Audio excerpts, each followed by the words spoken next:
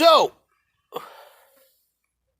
I was going to pop over here onto YouTube and go live because it occurred to me today, being deplatformed on YouTube is the new black. And everyone knows what a frickin' fashion maven I am. But it turns out you can't go live on YouTube now unless you've got 1,000 subscribers. I've only got 112 because, well, really I'm on YouTube and I don't push it much. But since Facebook Live seems to stutter and suck, by the way, Facebook, just wanted to let you know, I won't watch Firefly or anything else on YouTube because it buffers too much. So, just saying. Maybe it's my internet connection, but since everything else I watch doesn't buffer, I'm going to guess it's Facebook. So, I'm not doing Facebook Lives really anymore. But if the YouTube Live works, I'll start going live on YouTube. And you know what? As far as I know, YouTube doesn't put people in jail like Facebook and Twitter does. So, I'm going to share this to Facebook. Just so y'all know, you need to click on and subscribe and hit the little bell. Apparently, you got to hit the little bell so that you get notifications or whatever. Because just subscribing doesn't give you a notification. YouTube keeps changing things. But I figured I can't get deplatformed off of YouTube if I'm not on YouTube. And, you know, I gotta say crazy things like push conservative stuff and push Donald Trump stuff. I know the never-Trumpers will go, oh, Trumper MAGA stuff isn't conservative. Yeah, well, let me tell you something, never-Trumpers. You have a wrong view of conservatism. Let me try to explain this to you. You think of conservatism as a political ideology. Conservatism is not a political ideology. You can put conservatism to politics.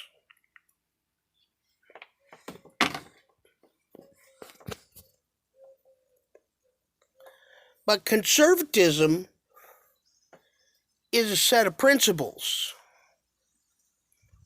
It's not a political ideology.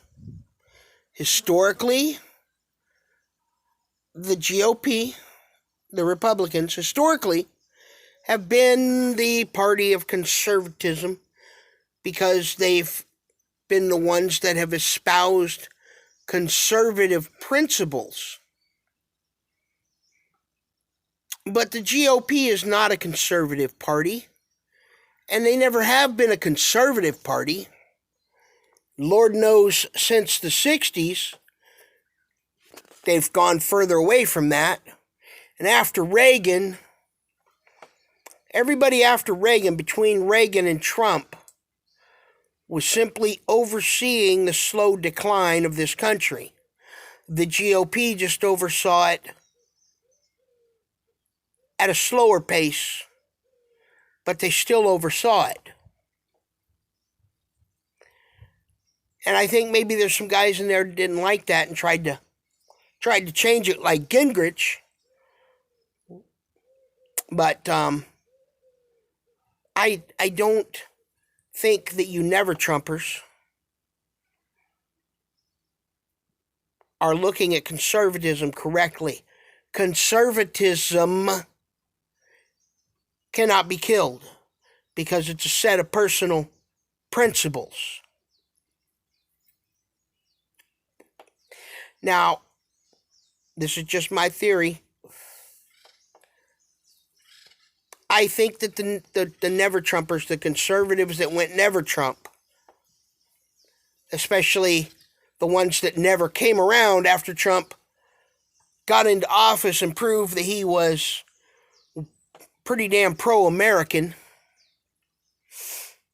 I think a lot of those never-Trumpers had this pipe dream this fantasy, if you will, that Hillary would get into office and do so much worse than Barack, get so much further down the road to destroying America, that there would be an upswelling of conservative principles in the hearts of Americans, a second revolution of thought, if you will, and that we would throw her out of office after one term and elect true conservatives to office. But that wasn't going to happen.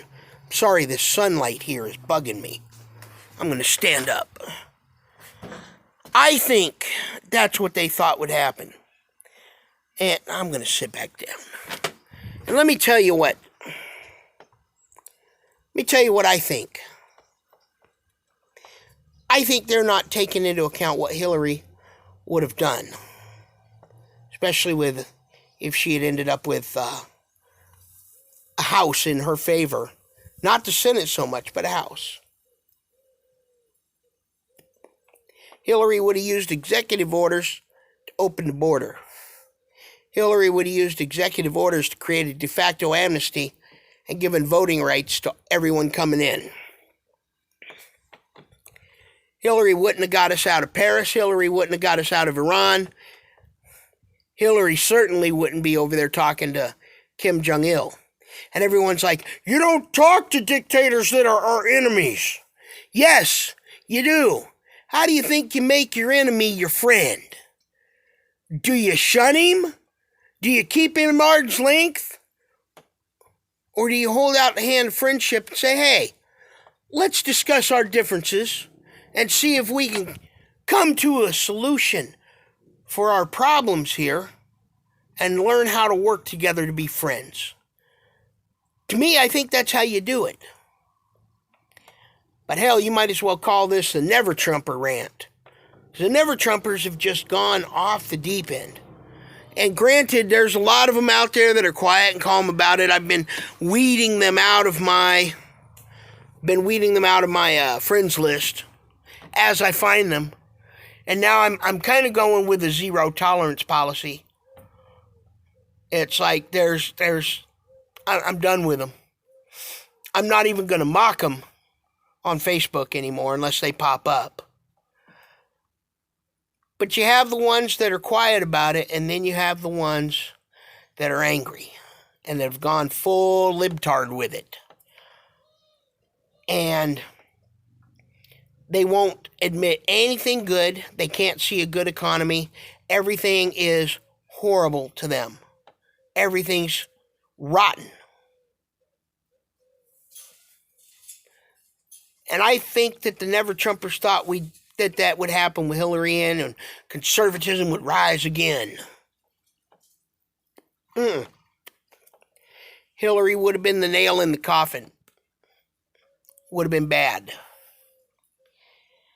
And yes, there's things Trump has done that I don't like.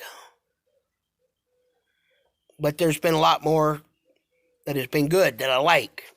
The economy's kicking along, and I know they're going, oh, that's a bad thing. I've had Never Trumpers tell me, well, the economy's kicking along because it's about to crash. Captain, incoming message. That makes no sense. The economy's kicking along because it's about to crash. Okay. That's good. I can see that. No, wait. Really, I can't. But the thing is, Trump's done more good than he's done bad. And Trump seems to, as somebody has said, use Twitter as a laser pointer and the Dems are the cat and the media is the cat. And really, it's an amazing thing. Because while Trump's sitting there with his hand up over here going, oh, look at this, look at this, look at this. His other hand's doing other things. And he's getting things accomplished, slowly but surely. I think he's going to get reelected. I hope he's going to get reelected. I can't see any of the dummies that are coming up being able to beat him. Because I don't believe our country's that far left stupid. The media is that far left stupid. The DNC is that far left stupid. The social media moguls are that far left stupid. Which is funny because they need capitalism to survive.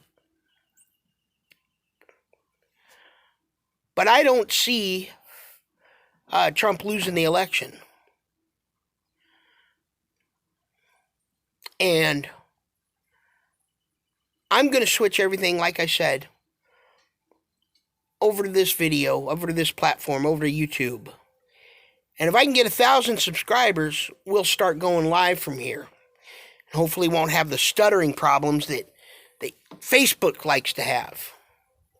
I watch lefty videos, lefty live feeds on YouTube, on Facebook, and they don't stutter. They never lose connection that I've seen. So maybe they've just got a thing going, oh, they said a keyword in the video, make it stutter. I don't know. That's the paranoid side of me coming out. So like this video, click the little bell, share it, and tell everyone to subscribe. We get to 1,000, we'll start doing live videos. And I'll come on here and rant about things like Ilhan Omar. This country took her in, we educated her, and she made it to the highest legislative body in the country. This country's so horrible that she has made it to Congress. And she wants to change it. And like everybody's telling her, if this country's so bad, why don't you go back to Somalia? Why don't you go change Somalia into what you want it to be? Huh? Head down to Venezuela. Maybe they'll take you. Or immigrate to Cuba. Maybe France. But you're not going to change this country, sweetheart. Because at the end of the... I hate when I drop the phone. At the end of the day, even though you're espousing anti-American crap, bullshit you can't pay for, that'll never get paid for here. The heart of this country, the deplorables in flyover country, the folks that grow your food, the folks that make things, the folks that do things, folks that make a living on their own. The ones that bleed red, white, and blue, stand up and pledge allegiance to the flag proudly and serve in these armed forces aren't going to let you do it because you know what? There's a whole lot more of us than there are of you. And you can take that to the bank, sweetie.